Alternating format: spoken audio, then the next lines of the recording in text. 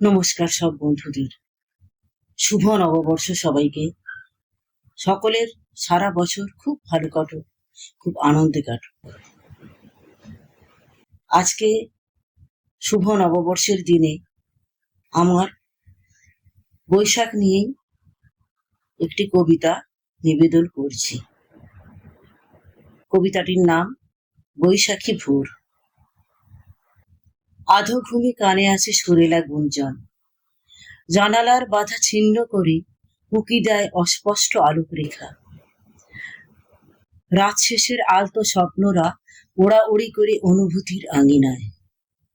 কান পেতে শুনি রাত্রি শেষের আহ্বান, তমস পেরিয়ে প্রকৃতির যাত্রা শুরু আলোর দেশে।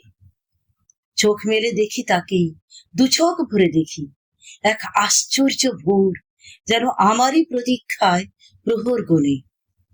নবারুণ ছটায় উদ্ভাসিত আকাশ যেন আমায় দেখেই হাসে।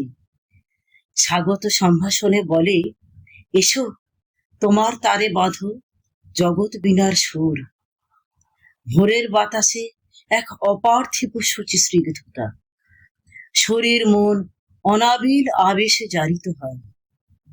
কানে আসে ভোরের পাখির গান, সেই অপূর্ব কলতানে দেখি জাগে চরাচর। রোমাঞ্চিত হয়ে ওঠে সমগ্র হৃদয়।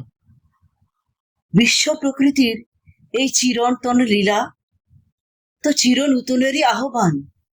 সৃষ্টিকর্তার এই অত্যাশ্চর্য দান প্রতিনিয়ত অনুরণিত হয় আমার তোমার এই ধরিত্রীর ভিতর বাহিরে।